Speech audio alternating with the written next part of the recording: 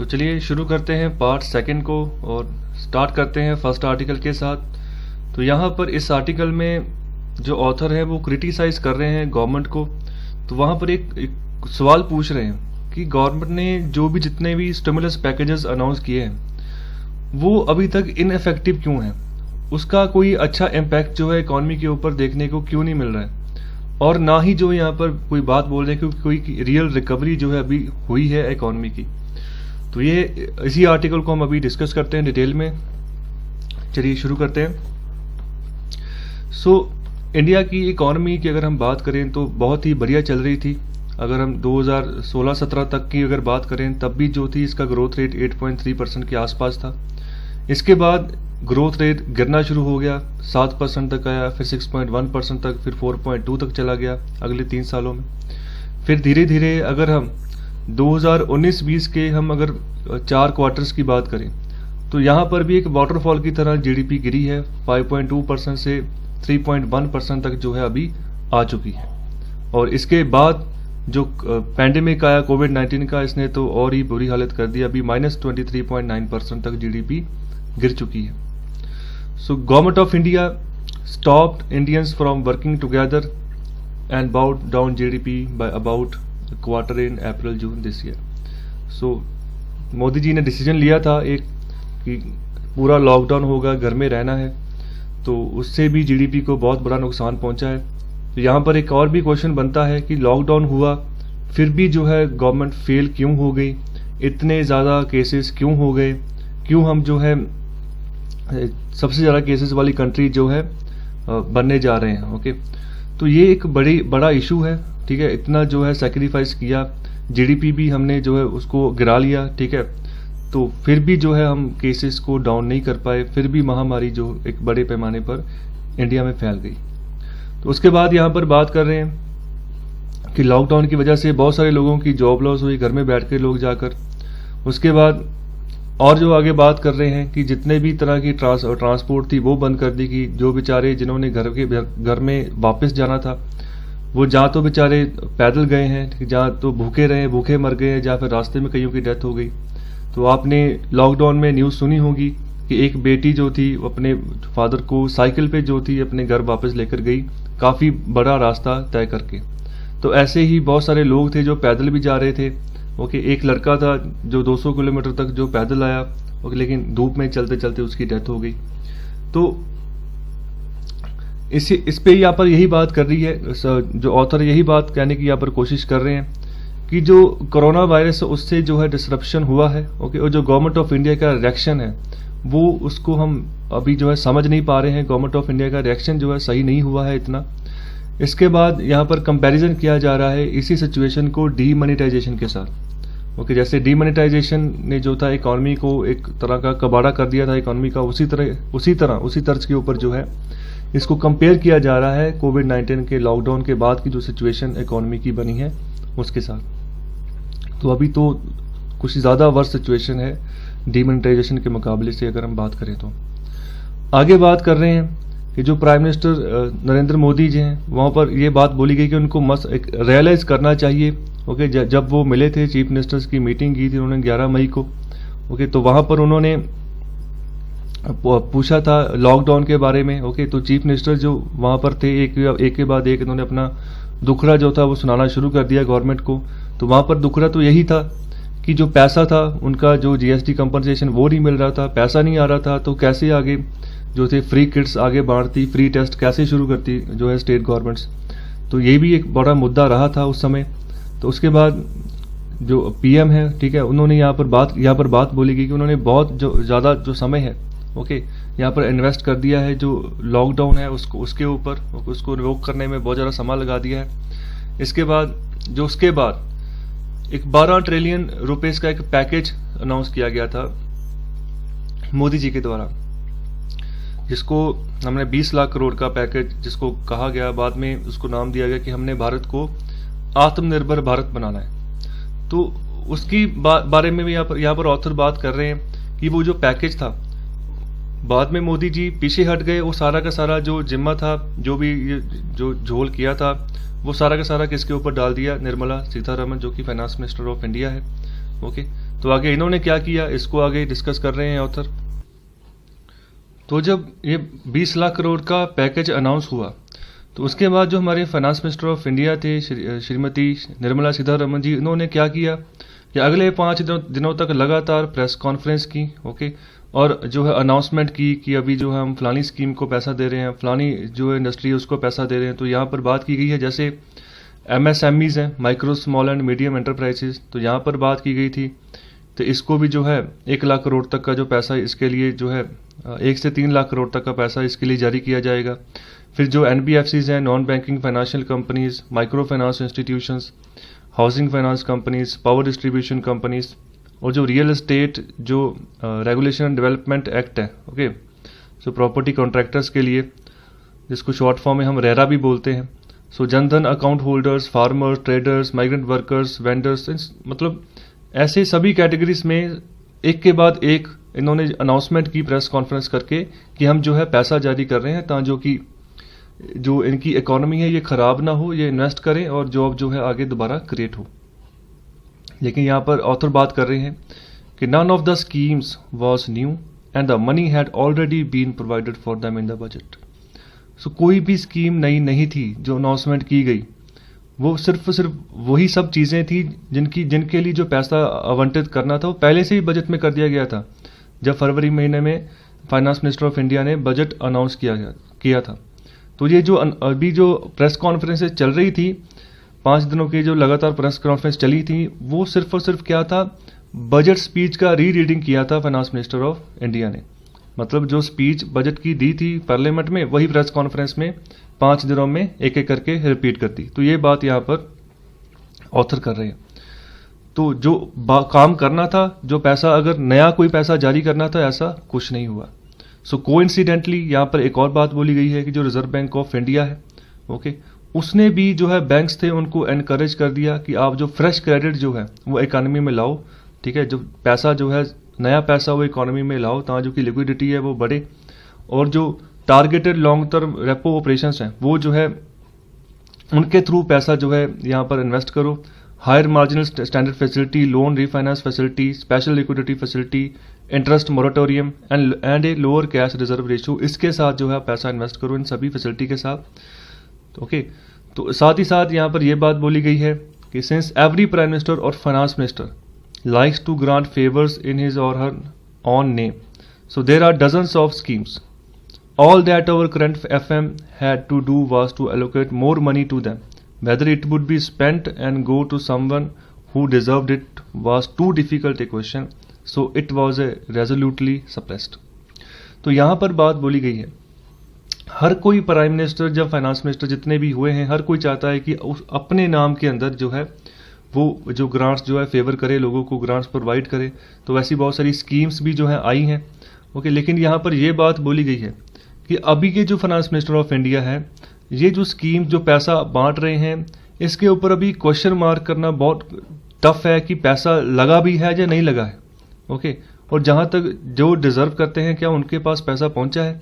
तो ये जो सभी कहानियाँ हैं, इसको सरकार ने सप्रेस कर दिया कि इसके ऊपर किसी ने क्वेश्चन ही नहीं उठाया, ओके। तो ये एक मैं भी कहूँगा कि एक नेगेटिव पॉइंट है। जो पैसा आप जारी कर रहे हो, क्या फिजिकली वो इम्प्लीमेंट हुआ है, पहुँचा है?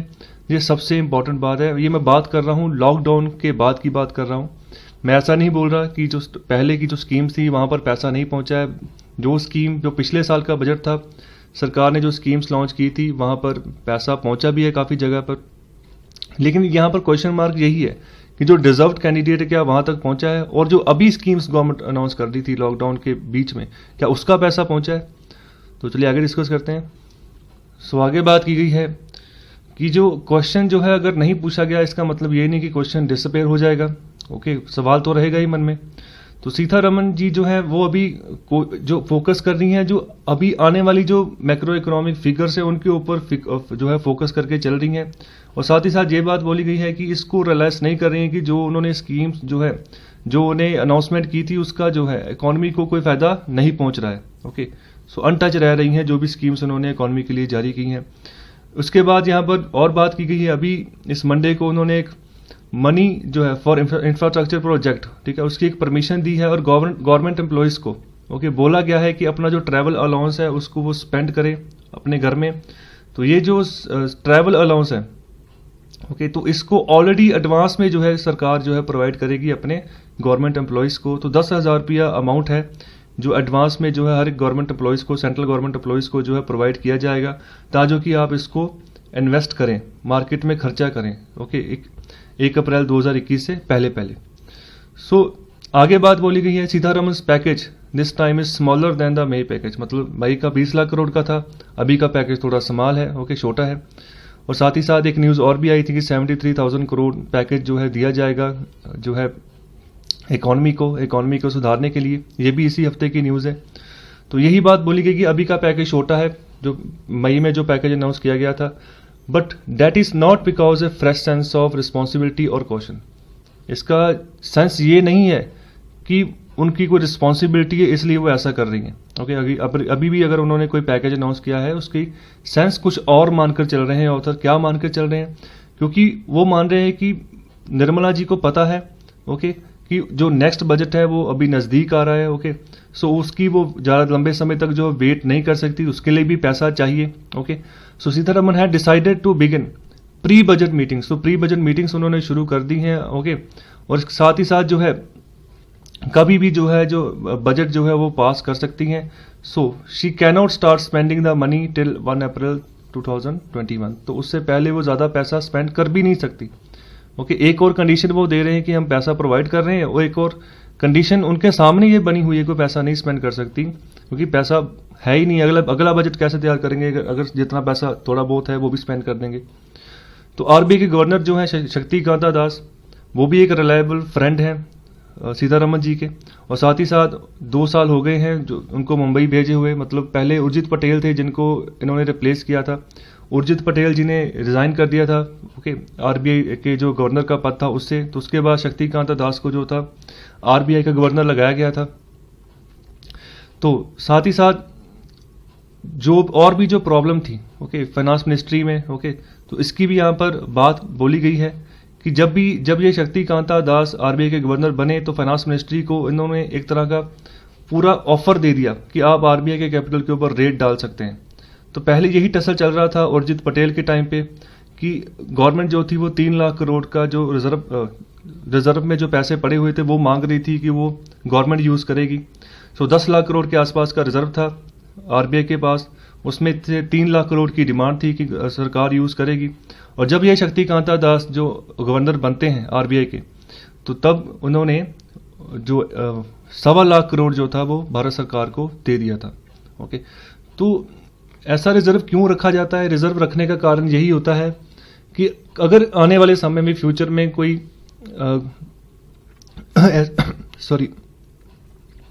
अगर कोई ऐसी घटना होती है जैसे अभी कोविड-19 आ गया, तो उसके लिए पैसा रिजर्व हो, ओके, हमें किसी और से पैसा जो ना मांगना पड़े।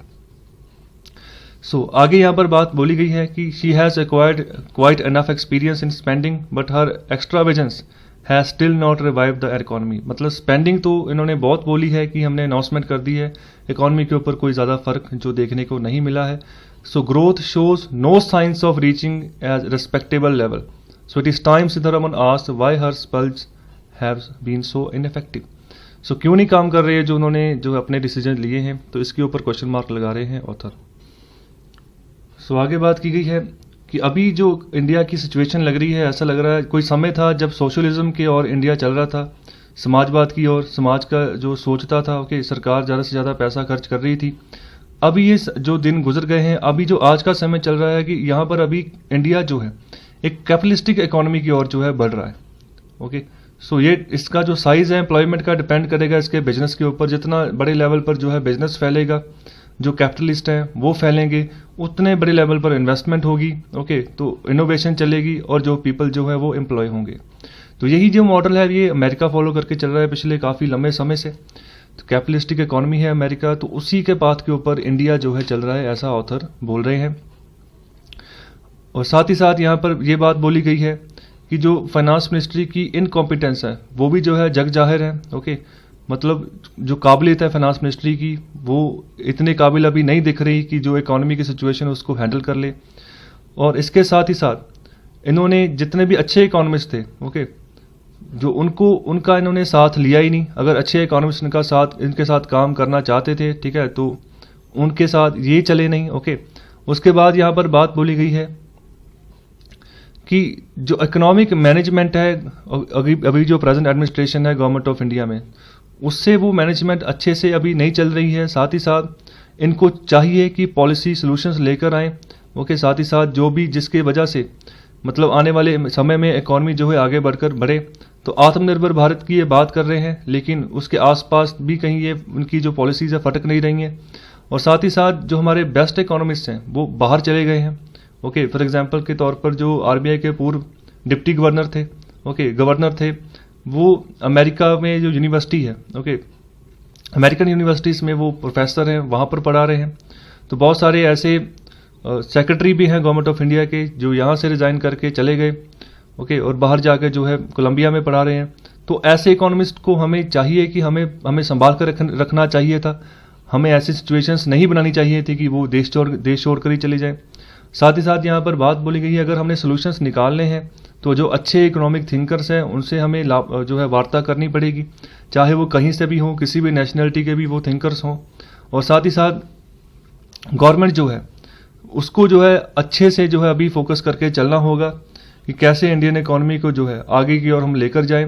लास्ट में यहाँ पर ये बात बोल रहे हैं कि जैसे सिचुएशन 1991 से पहले थी इंडियन इकोनॉमी की, सेल्फ सफिशिएंसी के ऊपर जैसे काम कर रहे थे, बाहर की किसी भी तरह का जो फ्लो था हम इंडिया में अंदर आने नहीं दे रहे थे। तो उसी तरह की इकोनॉमी आने वाले समय में लग रहा है कि बनती जाएगी, जिसका रिजल्ट जो है फिर भयानक होगा आने वाले समय में। तो समय है कि अपनी माइंड्स को हमें रीओपन करना चाहिए। तो ये था आर्टिकल। आई होप आपको अच्छे से आर्टिकल समझ आया है, बहुत कुछ सीखने को मिला है इस आर्टिकल से। क्रिटिसाइज किया है गवर्नमेंट को, तो अच्छी बात है, क्रिटिसिज्म भी होना चाहिए। अगर क्रिटिसिज्म होगा तभी सॉल्यूशंस निकल कर आएंगे। अगर गवर्नमेंट जो डिसीजन ले रही है उसी का हम फेवर करते जाएंगे तो देश बर्बाद हो जाएगा। जो मीडिया होता है उसका काम यही होता है कि गवर्नमेंट की पॉलिसीज को जो है क्रिटिसाइज करना कि आप यहाँ पर गलत हैं, लेकिन आज के दौर में भारत में ये चीज़ नहीं हो रही है। अगर ऐसा आने वाले समय में लगातार ऐसे ही चलता गया तो देश बर्बाद हो जाएगा। तो फाइनेंशियल इमरजेंसी 1991 में लगनी थी, नहीं लग पाई, अच्छे रिफॉर्म्स आ गए, इंडिया जो था आगे रन करना शुरू हो गया। तो अभी की जो सिचुएशंस हैं, अभी फाइनेंशियल इमरजेंसी लग जाएगी अगर जो ज़्यादा लंबे समय तक अगर ऐसी ही सिचुएशन इकोनॉमी की चलती रही। तो ये था आर्टिकल। तो अभी नेक्स्ट आर्टिकल डिस्कस करते हैं, चलिए।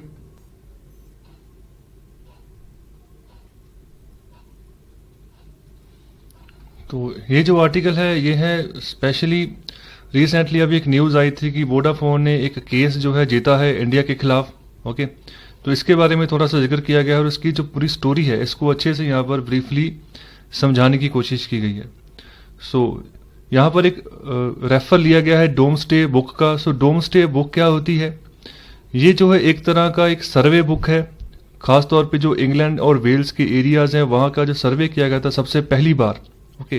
सन 1000 BC के आसपास की ये बात बोली जाती है। तब की ये जो किताब बनाई गई थी उस समय का जो सर्वे था तो उसको नाम दिया गया था डोम्सडे बुक। तो अभी का जो आर्टिकल है इसको हम डिस्कस करते हैं। तो इंडिया के हिसाब से यहाँ पर जो पहला केस यहाँ पर सामने आया जब वोडाफोन ने एक लंबी बैटल लड़ी, जिसका जो एंड था एक किसमें हुआ कि एक लॉ बना, जिसमें क्या होना चाहिए कि जो फॉरेनर जो भी अपना जो बिजनेस है अगर किसी और फॉरेनर को बेच रहा है किसी ऑफशोर डील में, तो उसमें जो है जो गवर्नमेंट ऑफ इंडिया को टैक्स जाता है, वो तभी दिया जाएगा अगर वो फॉरेनर कंपनी जो है आधा या आधे से ज़्यादा जो वैल्यू का बिजनेस जो है इंडिया से जनरेट करती है। तो तभी जो है गवर्नमेंट ऑफ इंडिया जो है वो टैक्स का जो है अधिकारी होगी। तो यहाँ पर टसल चला काफ़ी लंबे समय तक और बाद में वोडाफोन ने केस जीता। तो आगे यहाँ पर और बात डिटेल में करते हैं कि एक रिफ्ट और भी चल रहा है जो गूगल इंडिया है, उसका जो इंडियन अथॉरिटीज़ है उनके साथ। तो यहाँ पर बात बोली गई है कि जो गूगल इंडिया है, तो वो क्या कर रही है, जो भी यहाँ से जो अगर उसको अपना कोई टैक्स जो बचाना होता है, तो उससे क्या होता है कि सरकार को टैक्स देने से पहले ही जो मनी है वो उसको क्रेडिट कर देती है कहाँ पर, जो गूगल आयरलैंड है वहाँ की ब्रांच पे। ओके, सो गूगल जो है ऑल ओवर द वर्ल्ड है, बहुत सारे नेशंस में गूगल जो है ऑपरेट कर रहा है, तो एक तरह का एक बड़ा गिगांट है। ओके, बड़ा डिजिटल प्लेयर है, तो वो जो है कोशिश करता रहता है कि कैसे वो अपनी जो टैक्स को वो जो है बचाए। ओके, तो जैसे वो अगर गूगल आयरलैंड में चला जाता है, इसको हम ऐसा मानेंगे कि जो टैक्स हेवन कंट्रीज है, मतलब जहां पर इस गूगल जैसी कंपनी को बहुत कम टैक्स देना पड़ रहा है पैसों के ऊपर, इसके अलावा जो भी वो बिजनेस वहां पर कर रहे हैं उसके ऊपर, तो वो कोशिश करती हैं कि वहां पर अपना पैसा शिफ्ट करें जहां पर कम टैक्स लग रहा है। ओके, और जल्दी से जल्दी रेवेन्यू शिफ्ट कर दें ताकि कि दूसरी गवर्नमेंट को पता ही ना लगे कि हमने कितना रेवेन्यू जो है इंडिया से जो है जनरेट किया है। तो यही जो है अथॉरिटीज, इंडियन अथॉरिटीज जो ब्लेम करती हैं गूगल इंडिया के ऊपर। तो यहाँ पर ये भी एक फैक्ट है कि ज़्यादातर जो एडवर्टाइजर्स हैं, ओके, जो यूजर्स हैं, ओके, वो इंडिया से ही हैं। ओके, मतलब बिजनेस ज़्यादा इंडिया से ही हो रहा है, लेकिन फिर भी जो है टैक्स देने से बचती है गूगल इंडिया भारत सरकार को। इसके अलावा जो बात की गई है वो है जो 2008 में जो मंदी आई थी उसमें बहुत सारा डैमेज हुआ था। ओके, तो तब क्या हुआ था कि रेवेन्यू का एक दौड़ लग गई थी कि रेवेन्यू कैसे जुटाया जाए किसी ना किसी तरीके से। कंपनियों में यही दौड़ लगी थी तभी जब 2008 में मंदी आई थी, तो उन्होंने यही कोशिश की थी उस समय सरकारों ने, ओके, कि जो टैक्स हेवन है, ओके, वो ज़्यादा से ज़्यादा जो है इंफॉर्मेशन दूसरे नेशन को प्रोवाइड करे कि कौन कौन सी कंपनीज जो हैं आपके देशों में जो है वो जो पैसा भेज रही हैं, अपना पैसा जो है बचा रही हैं। ओके, फॉर एग्जांपल जैसे पनामा है, पनामा वहाँ पर उसको भी टैक्स हेवन कंट्री बोला जाता है। बहुत सारे लोग ऐसे हैं जो अपना पैसा वहाँ पर छुपाते हैं टैक्स का। ओके, ताकि जो कि किसी को पता ही ना चले कि हमने टैक्स दिया है या नहीं दिया है। ओके, तो आगे यहाँ पर बात की गई है, so it was followed by clamour for rules to stop businesses from shifting their earnings to jurisdictions with a far lower effective rates of income tax. So ऐसा एक जो है रूल बनना चाहिए जिससे जो ये बिजनेस कंपनीज हैं इनको रोकना चाहिए कि अपने प्रॉफिट को, अर्निंग्स को शिफ्ट ना करें एक कंपनी से दूसरी कंपनी तक, या तो एक देश से दूसरे देश तक, ताकि कि जो इनकम टैक्स इनके ऊपर लगता है उससे ये जो है बच जाएं। ओके, हालांकि इनकम टैक्स होता भी इतना ज़्यादा नहीं है, बहुत कम होता है। इसके अलावा यहाँ पर बात बोली गई कि एक can there be a global minimum tax to stop businesses from shopping around the lowest tax. क्या ऐसा कुछ हो सकता है कि हम ग्लोबल मिनिमम टैक्स लेकर आएँ जिससे ऐसा बिजनेस जो है रोका जाए? जैसे अमेजोन है, ई कॉमर्स का बिजनेस कर रहा है, फ्लिपकार्ट, अभी वॉलमार्ट ने खरीद लिया है। ओके, इसके अलावा गूगल तो है ही। ओके, तो ऐसा कुछ हमें बनाना चाहिए। ओके, जैसे कि ग्लोबल मिनिमम टैक्स हो कि कंपनी जो है भरे भरे जिस मुल्क में वो काम कर रही है, सर्विस प्रोवाइड कर रही है। इसके अलावा यहाँ पर ऑर्गेनाइजेशन जो है OECD, ओके, और जो इसके साथ जो 137 कंट्रीज का एक फ्रेमवर्क है, ओके, वो भी जो है अभी स्ट्रगल कर रही हैं कि कैसे जो है नए रूल्स जो है सामने आए बनकर। अभी जो कोविड-19 की वजह से हर एक इकॉनमी को हिट पहुंचा है, तो सभी जो इकॉनमीज है नए रूल्स की डिमांड कर रही हैं, क्योंकि सभी इकॉनमीज को पैसा तो चाहिए टैक्स के रूप में। सो टैक्स तो ऐसे ही आएगा, जो कंपनीज काम कर रही हैं उनके ऊपर टैक्स लगाएंगे तभी वो पैसा आएगा, तो पैसा आगे सरकार यूज करेगी। अगर ऐसे ग्लोबल गैंट पैसा चोरी करेंगे टैक्स,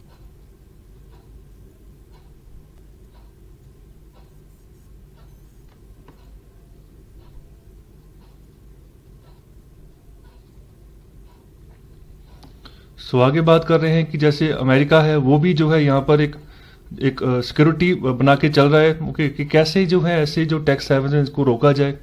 सो पैंडेमिक की वजह से जो है जितनी भी ये बड़ी कंपनीज हैं, ओके, वो एक चमक में आ गई हैं कि इनको किस तरीके से जो हम टैकल करके चलें। So how do you tax the likes of Amazon, Netflix, जो इतने इतने बड़े प्लेयर हैं वर्ल्ड के, ओके, जिनके लिए जो पूरी दुनिया एक प्ले ग्राउंड है, तो इनको हम कैसे टैक्स करें।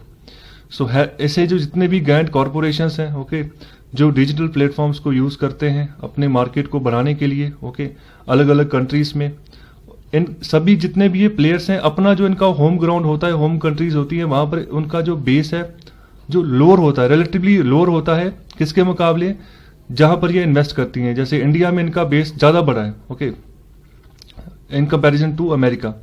तो इंडिया की आबादी भी जो 135 करोड़ के आसपास पहुंच गई है, तो अमेरिका की आबादी सारी 34 करोड़ के आसपास है। तो ये पॉपुलेशन भी जो है इम्पैक्ट करती है, तभी ये जो ऐसे ही जितने ग्लोबल प्लेयर्स हैं इंडिया में इंटरेस्ट दिखाते हैं अपना कि वहाँ पर इनका जो बिजनेस है वो ज़्यादा बढ़िया चलेगा।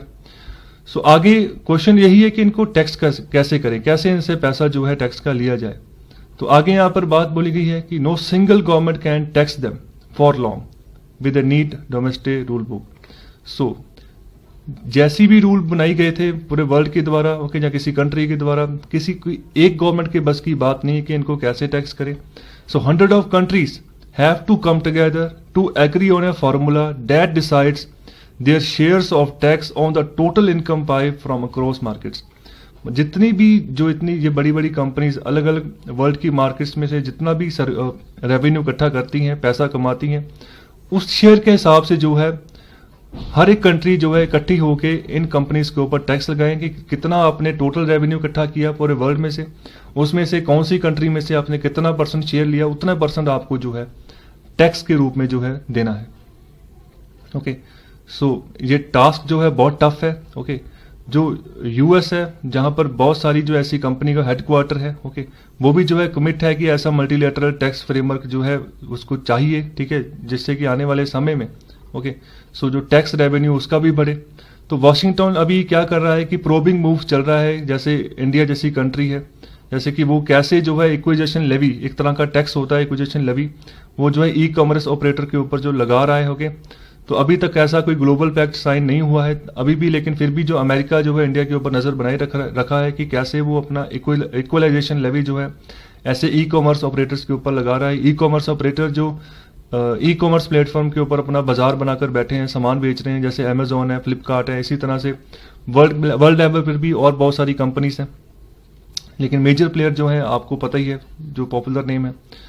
उसके आगे यहाँ पर बात की गई है कि जो स्कोप है this new levy, okay, proposed in 2016 was widen this year to cover e commerce operators defined as non residents that own operate or manage digital electronic facility or platform for online sale of goods or online provision of services. It is applicable when goods and services are provided or facilitated by an e-commerce operator to anyone residing in India or buying using an IP address located in India. अगर India में ये business कर रहे हैं, India में ये नया लेवे इक्वलाइजेशन लेवे प्रपोज किया गया था 2016 में, खासतौर पर जो है ई कॉमर्स ऑपरेटर्स के ऊपर ये